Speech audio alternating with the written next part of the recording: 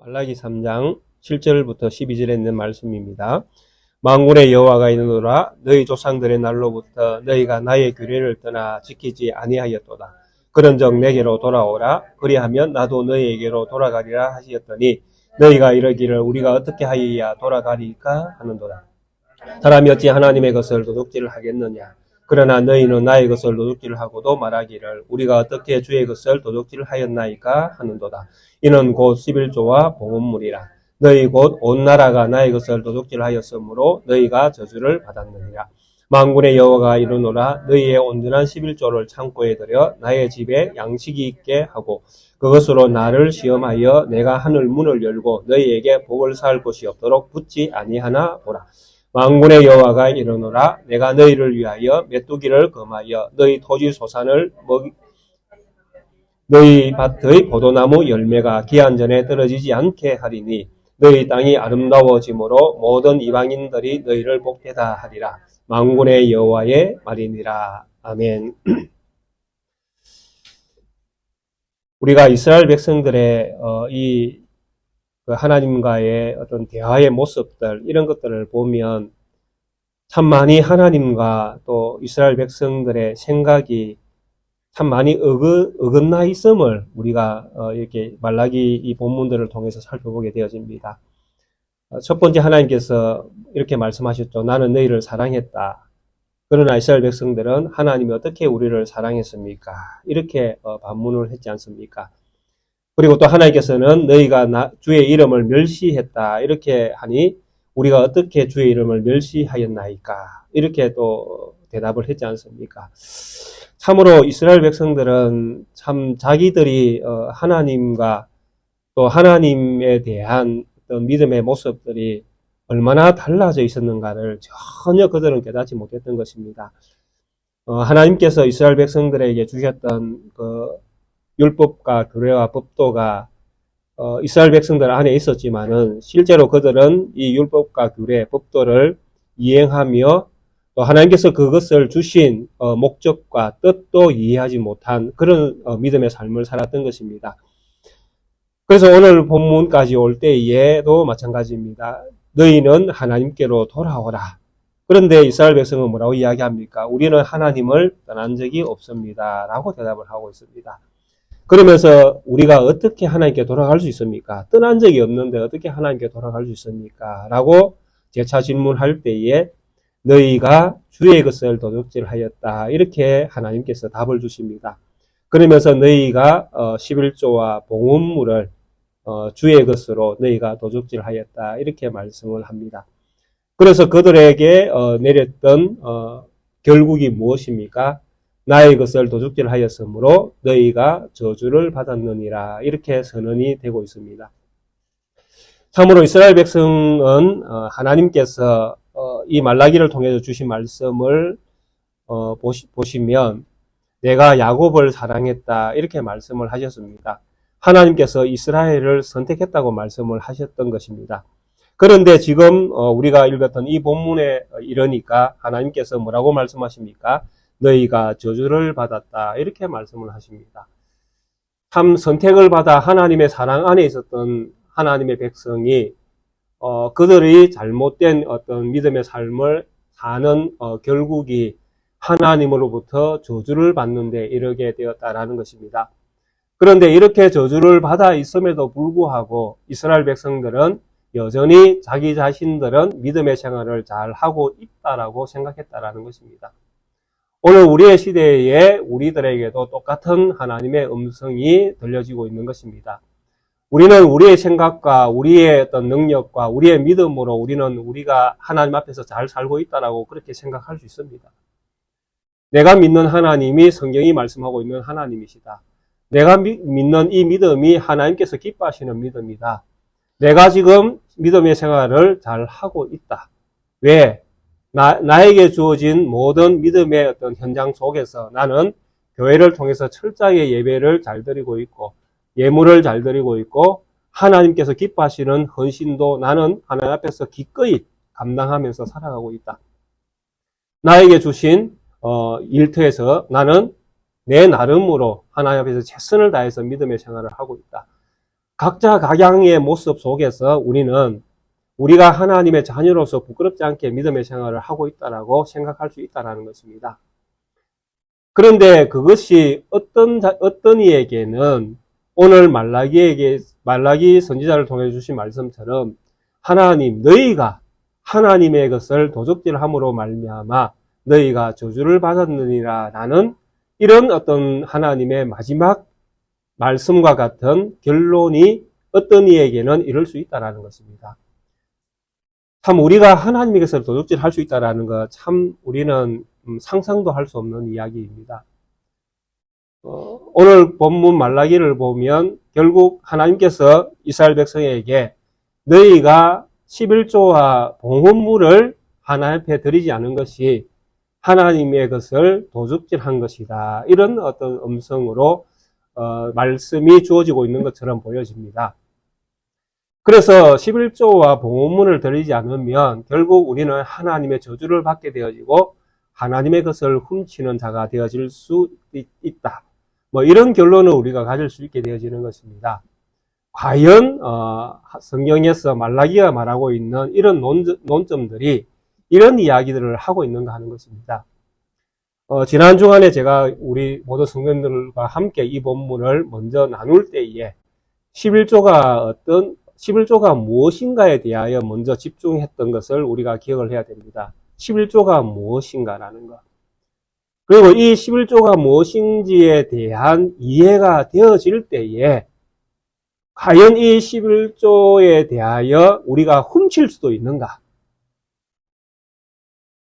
라는 결론을 우리가 바르게 이해할 수 있게 되어진다는 것입니다. 만약에 이것이 바르게 이해가 되어지지 아니하면 우리는 산수처럼 계산할 수 있다라는 것입니다. 그렇게 생각하면 하나님께서 주신 말씀의 본질을 우리가 오해할 수도 있게 되어진다라는 것입니다. 즉 산수처럼 이야기하면 내가 어떤 일을 해서 소득을 열을 얻게 되어지면 그 중에 열 중에 하나를 하나님 앞에 예물로 드리는 것. 이것을 우리는 11조라고 이야기합니다. 10분의 1. 그러면 이것을 드리면 하나님의 것을 훔치지 않는 것이 되고 10분의 1을 드리지 않으면 하나님의 것을 훔치게 되어지는 것. 이것이 산술적으로 산수 계산법을 가지고 이야기하면 이런 결론을 가질 수 있게 되어진다는 것입니다. 그러면 우리가 하나님을 믿는 하나님의 백성으로 이 땅에서 살아갈 때에 우리가 하나님의 것을 훔치지 않는 방법이 있다라는 것입니다. 그렇죠? 그러니까 하나님께서 열을 주시면 우리가 열 중에 10분의 1을 하나님께 드리면 되잖아요. 어떤 방식으로 하나님께 드리면 된다라는 것입니다. 이런 식으로 계산을 하면 어디까지 우리가 해야 되는가 하면 우리에게 주어진 하루라는 시간이 있지 않습니까? 하루는 24시간입니다. 그렇죠? 24시간은 하나님이 우리에게 주신 시간이잖아요. 24시간. 그럼 이 24시간 중에 10분의 1은 누구에게 드려야 되는 것입니까? 하나님에게 드려야 되는 것이죠. 24시간 중에 10분의 1은 몇 시간입니까? 2시간 40분이죠. 2시간 40분을 하나님께 드려야 되는 것이에요. 어떤 방식으로든. 그럼 어떻게 드려야 되겠습니까? 우리가 믿음의 사람이니까 예배하는 어떤 방식을 취하든지, 기도하는 방식을 취하든지, 다양한 방식을 통해서 그 2시간 40분이라는 시간을 하나님 앞에 드린 것처럼 우리는 그런 어떤 형태로 살아야 된다는 것입니다. 근데 하루 24시간 중에 혹시 2시간 40분 기도하는 성도님 계시는가요? 성경을 2시간 40분 읽는 성도님 계신가요? 예배를 혼자서 2시간 40분 하나님 앞에 드리는 성도님 계시는가요? 매일 해야 됩니다. 그거는요. 하루만 하고 이렇게 많은 것이 아니라 매일 24시간은 매일 우리에게 주어지고 있으니까요. 이렇게 해야 결국 하나님 앞에 우리는 11조를 드리는 그런 하나님의 백성으로 살아가고 있게 되어지는 것입니다. 그렇게 되어지면 하나님께서 뭐라고 말씀하시겠습니까? 너는 내 것을 도둑질하지 않았다. 이렇게 이야기하시겠죠. 어떻게 계산할 때에 산수처럼 산술적으로 10분의 1을 계산하면 이렇게 계산을 해야 된다라는 것입니다. 이것이 11조가 가지고 있는 진짜 하나님을 섬기는 방식에 대한 말씀이었는가? 지난 주간에 제가 드렸던 말씀은 이런 방식은 아니다라고 결론을 내렸던 것을 우리 성도님들은 기억하셔야 됩니다.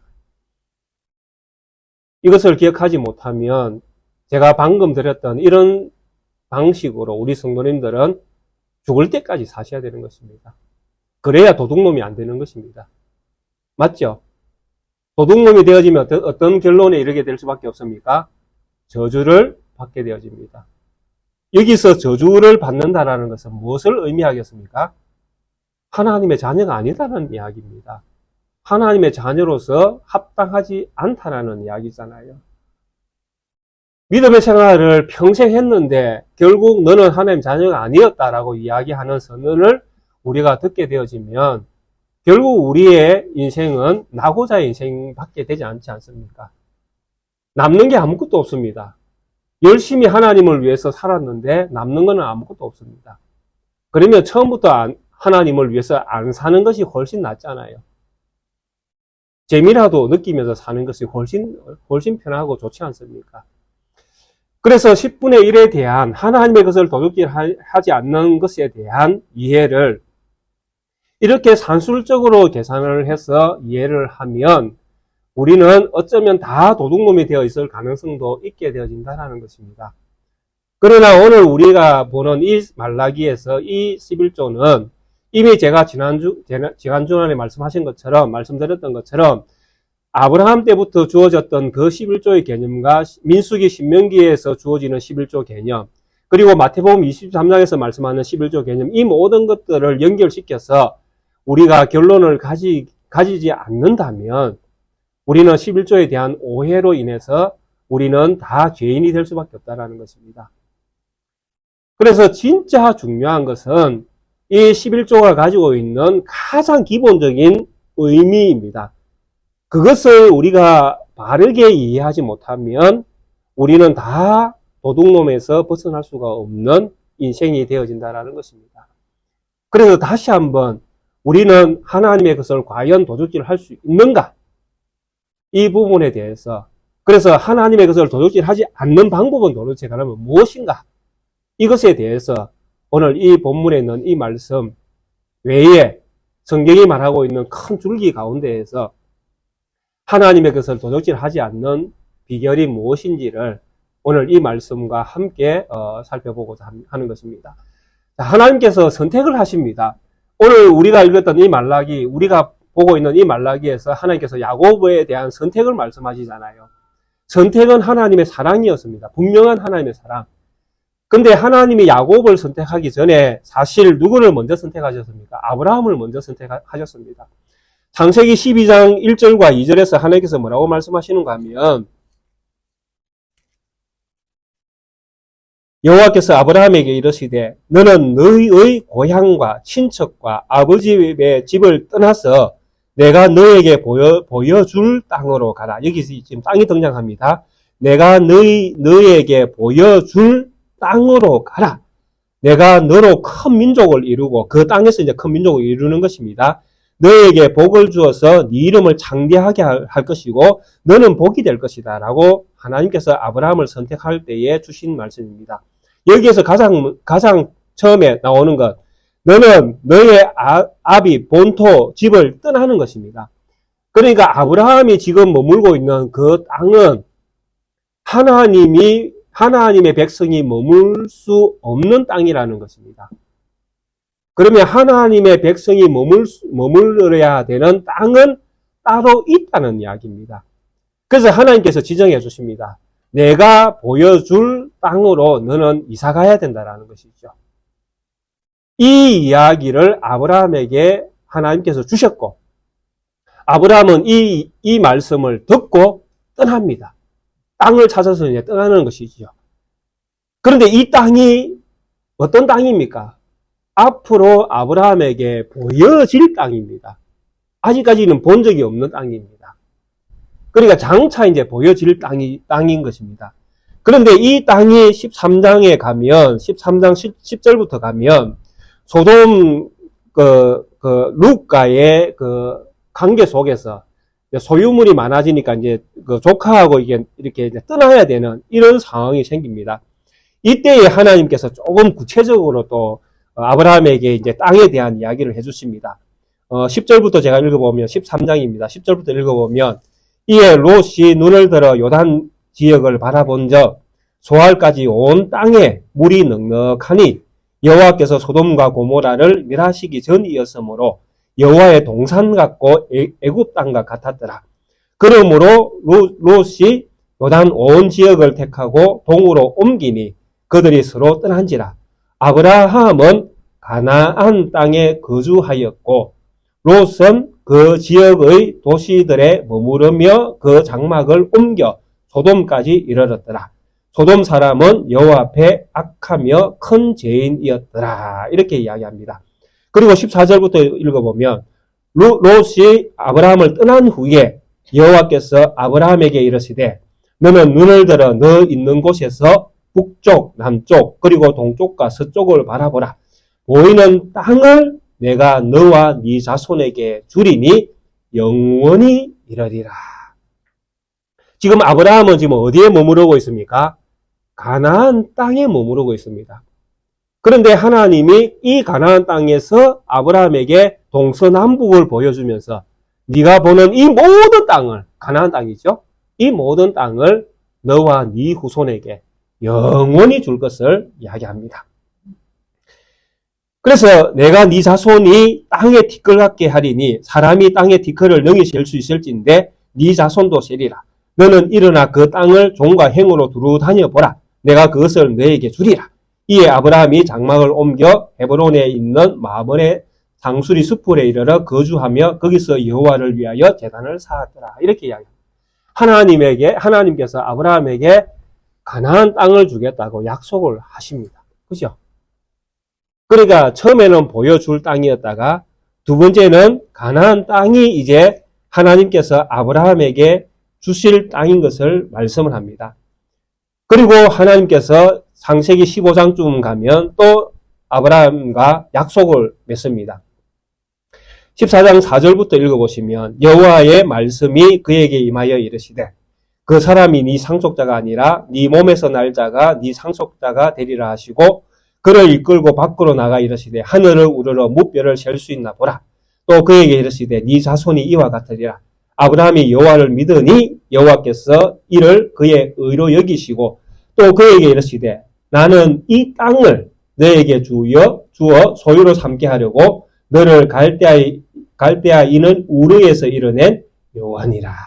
그가 이르되 주 여호와여 내가 이 땅을 소유로 받을 것을 무엇으로 알릴까? 라고 하나님께 또 질문을 할 때 하나님께서 짐승을 잡아서 배를 가르고 그죠? 하나님의 횃불이 그 사이를 지나가면서 내가 반드시 이 땅을 너와 네 후손에게 주겠다고 약속을 하십니다. 가나안 땅입니다.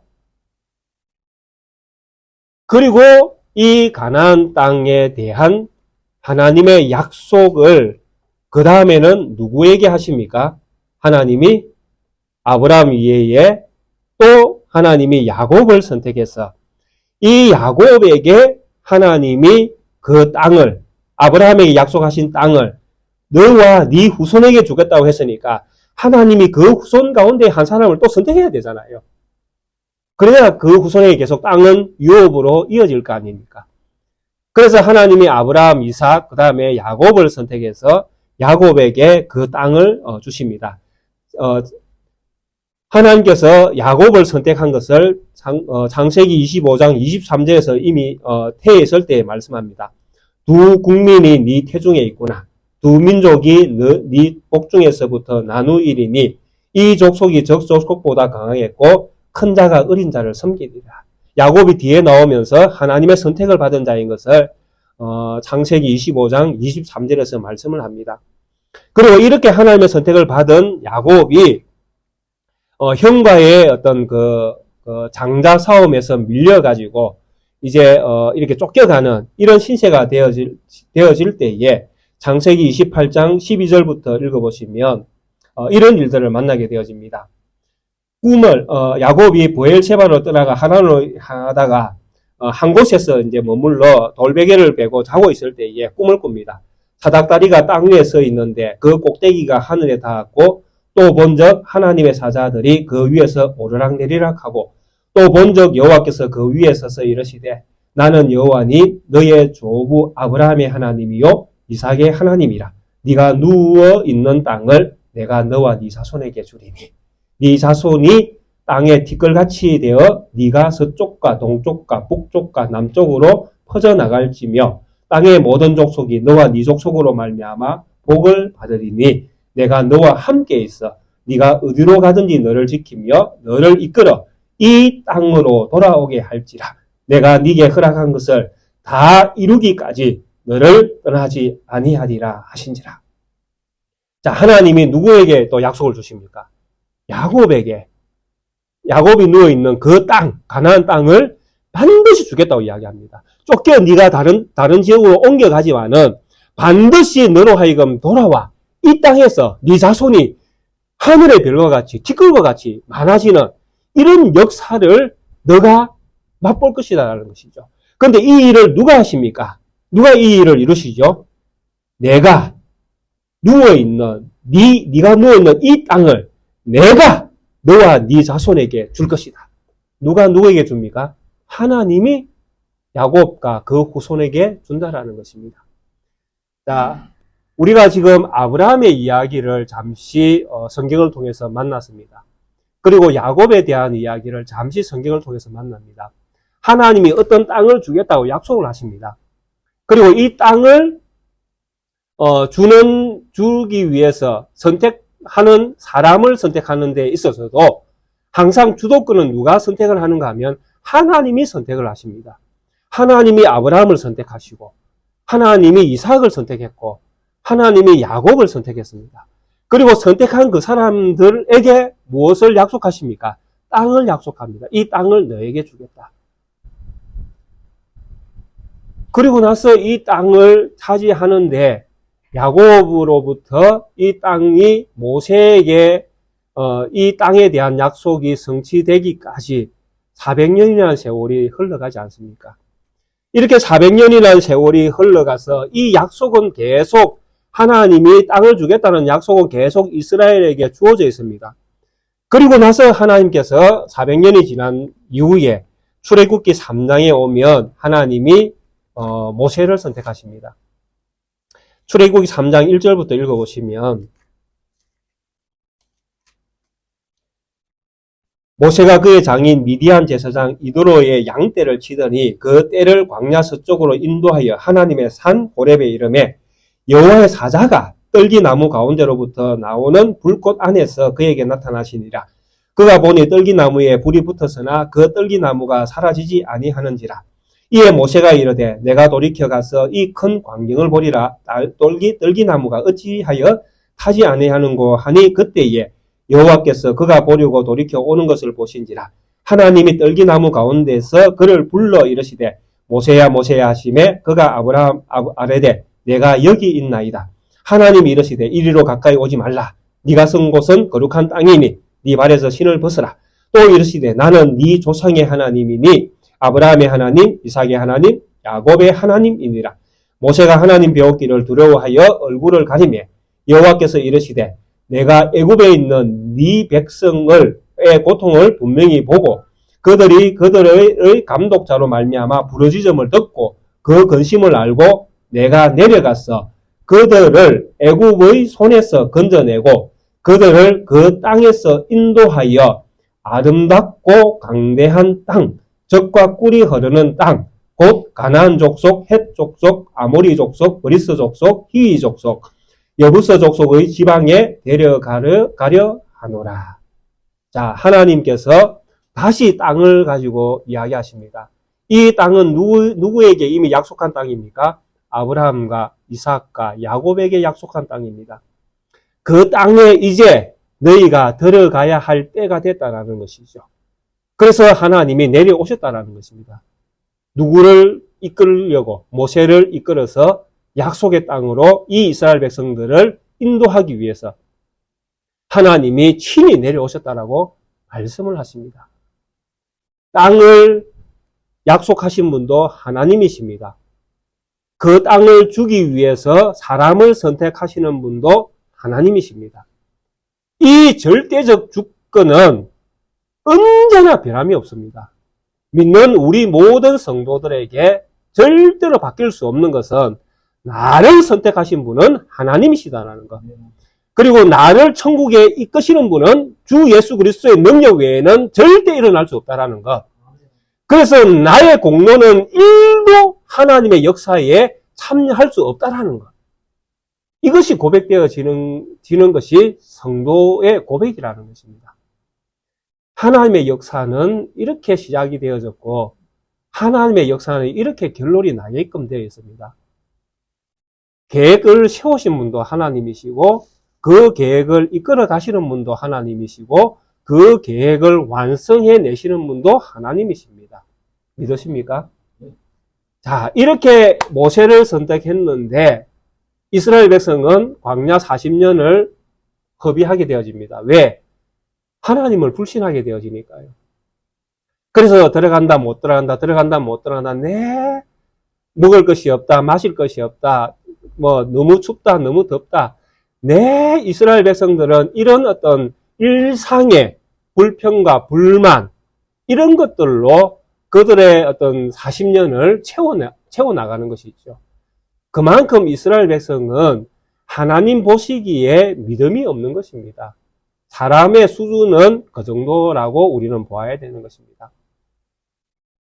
지금 우리가 함께 하나님 앞에 예배드리는 우리 모든 성도님들 정말 하나님 앞에서 믿음이 좋으십니까? 우리의 믿음과 이스라엘의 믿음은 결코 다르지 않다라고 저는 그렇게 생각을 합니다. 왜? 저를 봐도 그러니까요.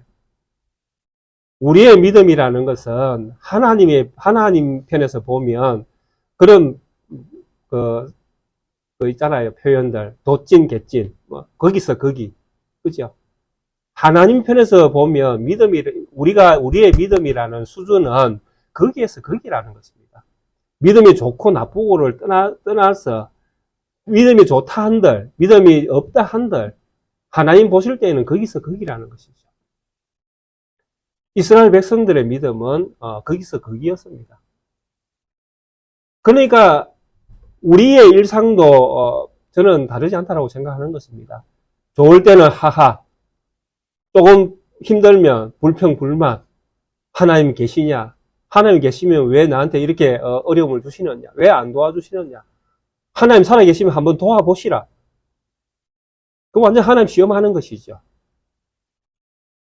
이스라엘 백성이 하나님을 시험하는 것처럼 시험하는 것입니다. 하나님이 계시다면 이 광야에서 물 한번 내봐라. 당신이 하나님의 아들인 것 같으면 안전병에 이렇게 봐라. 네가 하나님의 아들 맞나? 그러면 십자가에서 뛰어내려야 네가 하나님 아들이지. 그 정도 능력은 가지고 있어야 하나님 아들 아니냐. 우리의 믿음은 언제나 하나님 앞에 서면 이런 물음표를 던지는 믿음밖에 되지 않는다라는 것입니다. 우리가 아무리 믿음이 좋다 한들 담대하게 하나님 그리 아니하실지라도 저는 하나님을 믿겠습니다. 물론 그런 믿음을 우리가 가져야 되는 것은 우리의 꿈이고 비전이고 소망일 수도 있습니다. 그러나 그런 믿음이 쉽지는 않다라는 거 우리 다 알고 계시지 않습니까? 그래서 하나님께서 모세를 선택해서 이 약속의 땅, 아브라함, 이삭, 야곱을 통해서 주겠다고 약속한 이 땅을 반드시 주겠다고. 그래서 그것을 주기 위해서 모세를 선택했고, 내가 너를 이끌기 위해서 내려왔다. 이렇게 말씀을 합니다. 그리고 나서 모세의 다음 세대에 이제 여호수아가 등장합니다. 여호수아가 이제 수많은 전쟁, 7년, 8년, 9년 전쟁을 통해서 가나안 땅을 얻게 되어지죠. 그래서 여호수아 21장에 가면 이런 말씀이 있습니다.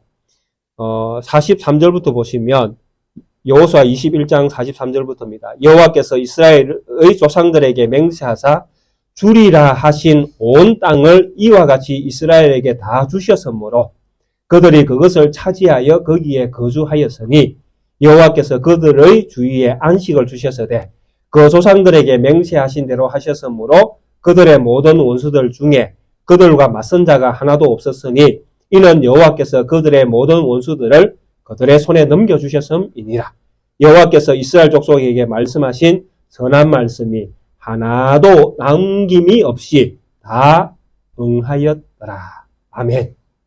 자, 아브라함, 이삭, 야곱, 모세를 통해서 이 가나안 땅으로 이끌겠다고 약속하신 이 약속이 여호수아를 통해서 완성이 되어집니다. 그래서 하나님께서 말씀하십니다. 내가 조상들에게 맹세하여 주려 한 이 땅을 내가 너희로 하여금 차지하게 했다라는 것이죠. 하나님의 약속은 하나님에 의해서 하나님이 이루셨다라는 것입니다. 자, 이것이 이루어질 때에 이스라엘아 들으라. 하나님이 너희에게 약속한 이 약속이 약속된 땅이 너희에게 주어질 때 너희는 기억해라. 하나님 앞에 무엇을 드려라? 10분의 1을 드려라. 이것이 신명기에서 우리가 들었던 이야기 아닙니까? 광야에서 이 약속이 이루어질 때에 너희는 땅에 들어가 그 땅에서 나는 소산물을 가지고 10분의 1을 가지고 하나님 앞에 나와 함께 즐거워하고 너희 주위에 있는 곡, 개와 고아, 가부, 객 그리고 일할 수 없는 하나님 앞에 바쳐진 자들, 레인, 제사장 이런 모든 사람들과 함께 더불어 너희가 가져온 음식으로 그 사람들을 공양하고 함께 너희도 먹고 마시고 이 모든 복은 하나님이 우리에게 주셨음을 감사하며 하나님 앞에 나와 그 앞에 예물을 드려라. 그것이 곧 11조니라. 이렇게 말씀하셨다는 것입니다. 그러면 10분의 1은 무엇이 되겠습니까? 하나님의 약속이 이루어진 것을 이스라엘 백성들 모두가 알 수 있는 전리품이 되는 것이죠. 맞습니까? 약속의 땅에 들어가지 않으면 절대 맛볼 수 없는 생명과 같은 음식이 바로 11조라는 것입니다. 그래서 이 11조의 개념을 제가 아브라함에게 주셨던 개념을 가지고 말씀드렸지 않습니까? 근데 이것은 이 개념은 절대 바뀌지 않는 개념입니다. 전쟁은 아브라함이 이긴 것처럼 보이지만 멜기세덱을 통해서 하나님의 영원한 제사장인 멜기세덱을 통해서 주신 그 아브라함이 주신 말씀의 핵심은 무엇이었습니까? 아브라함이 전쟁에서 이긴 것은 아브라함에게 전쟁에서 이길 수 있도록 하신 분이 있다는 것이죠. 그가 곧 지극히 높으신 천지의 주제이신 하나님 여호와시니라. 그분이 아브라함 너로 하여금 전쟁에서 이길 수 있도록 하셨다는 것이죠. 그래서 전쟁에서 이긴 그 모든 획득물은 아브라함 너의 것이 아니라 하나님의 것이다. 이렇게 멜기세덱을 통해서 하나님이 말씀해 주신 것입니다. 이스라엘 백성이 약속의 땅에 가나안 땅에 들어가서 그 땅에서 나는 소산물을 얻었을 때에 그 소산물 모두는 누구의 것이라는 이야기입니까? 하나님의 것이라는 이야기입니다. 왜?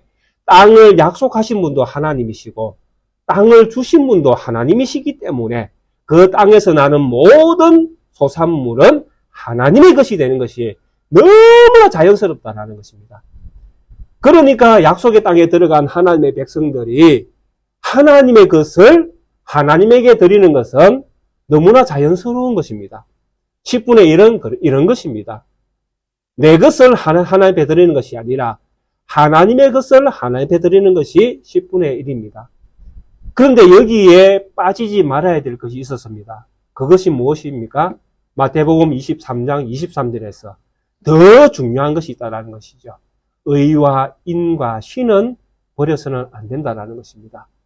이 의와 인과 신이 무엇이냐 하면 바로 하나님이 하나님의 계획대로 하나님의 능력으로 하나님이 하셨습니다.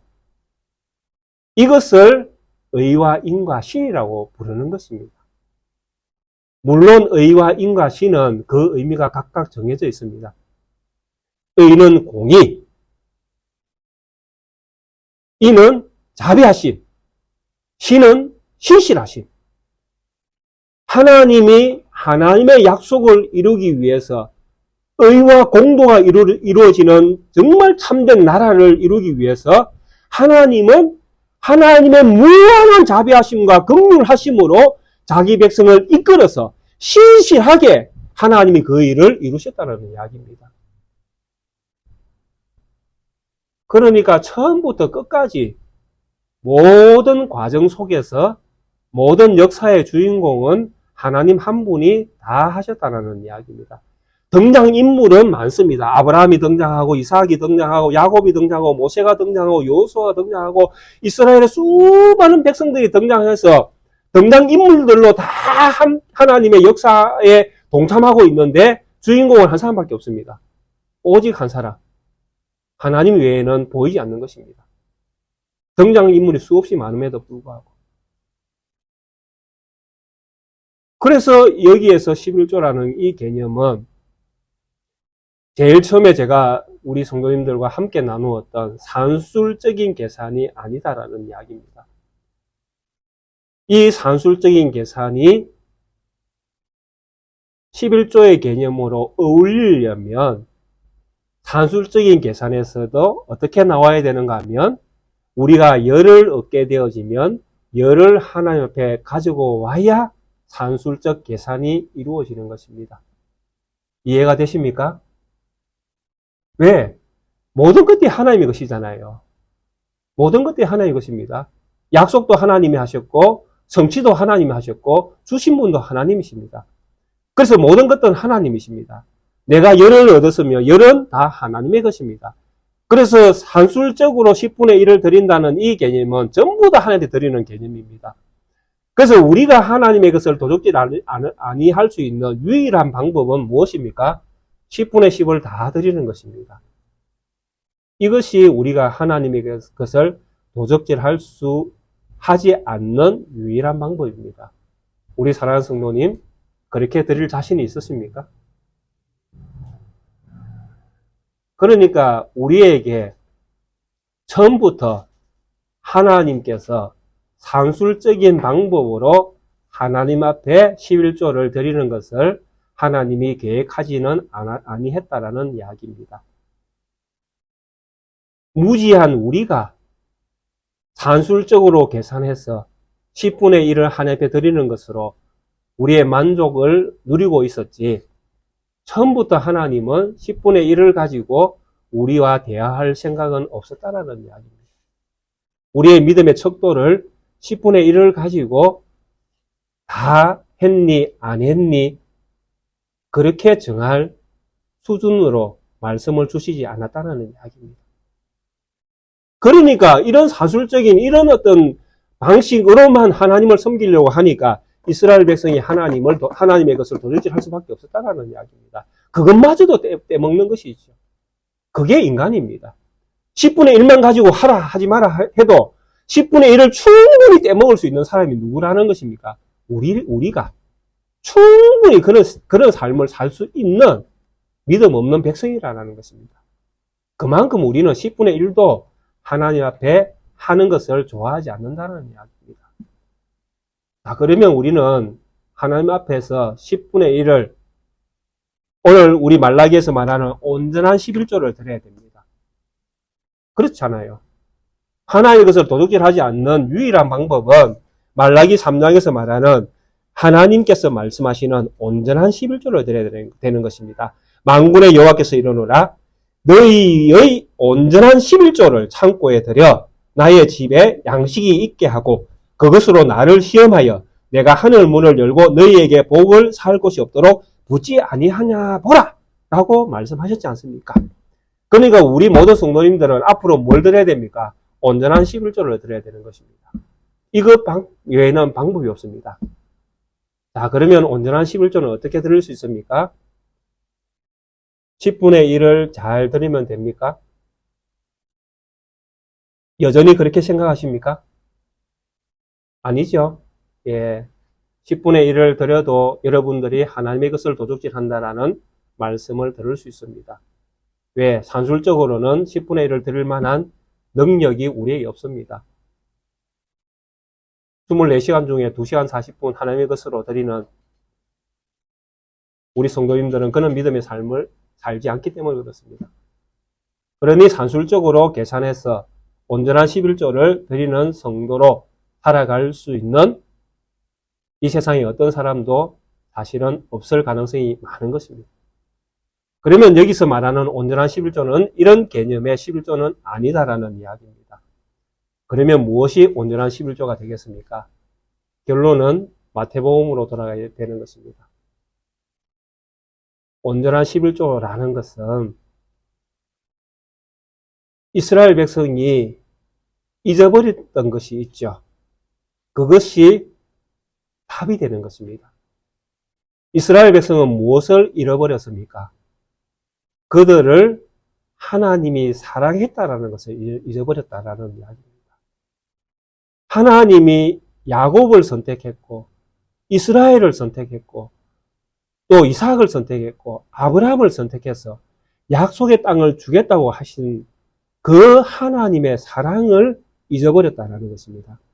그런데 하나님이 야곱을, 이삭을, 아브라함을, 모세를, 여호수아를 그리고 우리를 선택하시고 우리를 사랑하시는데 그 사랑의 방식이 무엇이냐라고 하니까 바로 하나님의 모든 것을 우리에게 주시는 분으로 하나님은 이 땅에 내려오셨다라는 것입니다.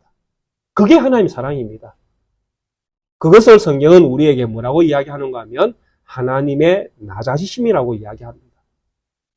하나님이 우리를 사랑하시는데 그 사랑의 방식이 철저하게 하나님의 자신을 버려서 우리를 선택하시는 방식입니다. 그래서 제사제도가 나오고 율법이 나왔던 것입니다. 그리고 예수님의 십자가가 등장했던 것입니다. 이런 방식으로 하나님은 우리를 사랑하시는데 이 사랑의 방식, 이스라엘 백성에게 약속의 땅을 약속하시고 그 땅을 주겠다고 하시고 그 땅을 이루기 위해서 그 땅을 이스라엘 백성에게 주기 위해서 하나님은 친히 내려오시는 방식을 선택했다라는 것입니다. 하나님 자신을 비우는 방식. 어떤 집사님이 지난주에 저한테 그런 질문을 던졌었습니다. 우리 예수님께서 왜 하필이면 말구유에 태어나셨는가요? 예, 우리 하나님이 그런 하나님이십니다. 우리를 선택하기 위해서 그 하나님은 세상에서 가장 비천한 모습으로 등장하시는 것입니다. 그것이 우리 하나님의 모습입니다. 만약에 하나님이 하늘에서 구름을 타고 큰 칼을 양손에 꽉 쥔 상태로 번개를 일으키시면서 그렇게 하나님이 하늘로부터 이 땅으로 쫙 내려오시면 이 세상에 있는 100억이면 100억이라는 그 인구들 가운데에 누가 감히 하나님을 믿지 않을 수가 있겠습니까? 안 그렇습니까, 여러분? 만약에 우리 하나님이 그렇게 하늘로부터 구름을 타고 백마 위에 앉으셔가지고 큰 칼을 들고 번개를 일으키시면서 뒤에 태양 광선을 쫙 발하시면서 그렇게 내려오시면 과연 이 세상에서 누가 하나님을 안 믿겠습니까? 그런데 말구유에 우리 하나님이 등장하십니다. 어린 나귀를, 낙타 새끼를 타고 예루살렘 성전으로 오르십니다. 과연 그분을 하나님이라고 누가 믿을 수가 있겠습니까? 그분을 하나님이라고 믿는 것이 기적이고 그런 하나님을 믿는 것이 그리스도인의 믿음입니다. 우리의 믿음은 그런 하나님을 믿는 것입니다. 백마 타고 오는 하나님을 믿는 것이 아니라. 그래서 우리의 믿음이 진짜 믿음이 되는 것입니다. 백마 타고 오는 하나님은 누구나 믿을 수 있는 하나님이십니다. 그러나 십자가 지신 하나님은 믿음의 눈으로 바라볼 수 있는 사람만 바라보이는 것이 십자가의 능력입니다. 이런 십자가의 능력을 보여주는 것이 무엇이냐 하니까 바로 이 11조라는 개념입니다. 11조는 하나님이 하신 거잖아요. 근데 이 하나님이 하신 최고의 획득물, 정말 하나님이 온 세상의 모든 죄악된 세상의 모든 것들을 이기고 약속의 땅을 하나님이 그 백성에게 영원토록 주시는 이 능력이 도대체 어디서 나왔느냐? 십자가에서 나오지 않습니까? 그리고 십자가에서 무엇을 통해서? 부활하심을 통해서 증명해냈지 않습니까? 내가 죄와 사망의 권세를 이겼노라. 약속의 땅에서 가장 먼저 익은 열매 11조, 그것이 누구입니까? 바로 돈이 아니라 예수 그리스도였다라는 것입니다. 11조는 산술적으로 10분의 1을 계산하는 것이 아니라 사람을 가리키는 표현이었다라는 것입니다. 누구냐? 약속의 땅에서 제일 먼저 거두어들이는 생명과 같은 그 생명주는 도대체 누구냐? 바로 예수 그리스도였다라는 것입니다. 그래서 11조는 돈이 아닙니다. 우리가 이 11조를 낸다라는 것은 10분의 1을 하나님께 드린다라는 것은 이 예수 그리스도를 믿는다라는 이 표현이 되는 것입니다. 그래서 온전한 11조를 드린다라는 것은 바로 우리가 예수 그리스도를 믿는다는 표현입니다. 우리가 예수 그리스도를 믿을 때에 우리는 온전한 11조를 드릴 수 있는 것입니다. 돈의 10분의 1을 드리는 것이 아니라 우리의 믿음을 드리는 것입니다. 우리의 믿음은 10분의 1이 있는 것이 아니잖아요. 우리의 믿음은 전부 다를 드리는 거잖아요. 그래서 온전한 11조가 되는 것입니다. 돈으로 가지고 생각할 수 없는 높은 경지의 믿음을 성경은 우리에게 말씀하고 있는 것입니다. 너는 온전한 11조를 드려야 된다. 근데 온전한 11조는 10분의 1이 아니라 전부 아니라 곧 네 마음이니라. 네 생각이니라. 네가 하나님에 대한 믿음이니라. 그것이 네가 하나님께 드리는 온전한 11조입니다. 이 믿음을 가진 성도는 하나님의 것을 도적질할 수가 없습니다. 믿음으로 사는데 어떻게 하나님의 것을 도적질할 수 있습니까? 믿음 안에는 도적질할 수 있는 그런 것들이 생겨날 수가 없습니다. 우리의 믿음에 새겨진 예수 그리스도가 우리의 구세주 되는 이 고백은 예수님만이 우리의 생명이 되는 고백, 예수 그리스도가 우리의 생명의 양식이 되는 고백, 그분이 우리를 약속의 땅으로 인도하신 유일한 구세주인 것을 고백하는 이 믿음은 온전한 11조가 되는 것입니다. 돈의 이야기가 아닌 것을 우리가 이해를 하셔야 됩니다. 그러면 이런 질문들이 생깁니다. 그러면 앞으로 11조 안 해도 됩니까? 예. 결론은 안 해도 됩니다. 결론은 안 해도 됩니다. 그러나 정말 여러분들이 이 낫게 교회를 사랑하신다면 이 교회가 저를 통해서 설교되어져야 된다고 믿으신다면 여러분들은 10분의 1 그 이상도 하셔야 됩니다. 왜? 저를 먹이 살려야 되니까요. 이해는 되십니까?